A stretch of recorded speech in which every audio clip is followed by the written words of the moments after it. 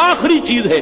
اس کے بعد بھی اگر آنکھ نہیں کھلتی کسی انسان کی تو میں نہیں سمجھتا کہ وہ اپنے گرد اس نے جو یہ فلا تزکوا انفسکم، اس نے جو اپنے گرد تزکیہ نفس کا ایک مصنوعی حالہ بنا لیا ہے، کبھی بھی وہ اس حالے سے نکل سکے گا اگر اس حدیث سے بھی آنکھ نہ کھلی. اور وہ حدیث کیا ہے؟ مولانا اشرف علی تھانوی نے اس کو اپنے جو خطبات جمعہ ہیں ان میں نقل کیا ہے، بیہقی کی روایت ہے. اوحى اللہ عز وجل الى جبرائیل علیہ الصلوۃ والسلام ان اقلب مدینہ کذا وکذا باہلھا.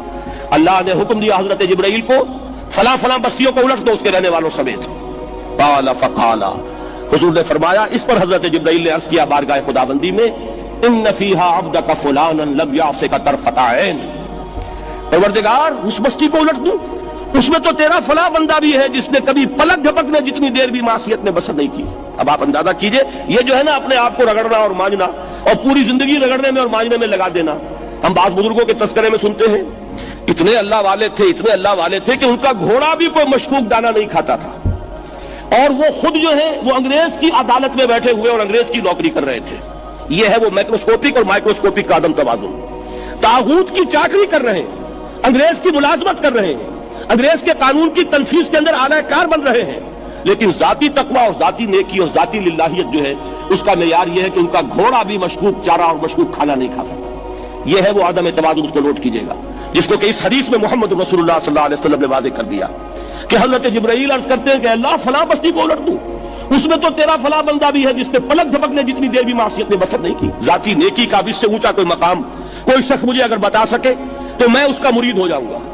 اس سے اونچا کوئی مقام ہوگا کہ آنکھ جھپکنے جتنی دیر بھی کسی نے معصیت میں بسر نہیں کی، ذاتی نیکی کی معراج. لیکن حکم کیا ہوا بارگاہ خداوندی سے؟ قال فقال، حضور نے فرمایا، اللہ تعالیٰ نے حکم دیا جبرائیل کو، اقلب علیہ وعلیہ، الٹو اس بستی کو، پہلے اس بدبخت پر پھر دوسروں پر. کیوں؟ فإن وجهه لم يتمعر في ساعة قط، اس لیے کہ اس کا چہرہ کبھی میری غیرت میں سرخ نہیں ہوا، اس چہرے کا رنگ نہیں بدلا. بے غیرت انسان، بدیاں پھیلتی رہیں، میرے دین کو رودا جاتا رہا، میری شریعت کی دھجیاں بگڑتی رہیں، اوامر کا مذاق اڑایا جاتا رہا، نواہی کے لیے دنیا کے اندر جن چیزوں سے میں نے روکا اس کے لیے فلسفے تراشے گئے، اور یہ لگا رہا مست رکھو ذکر و فکر صبح گاہی میں اسے.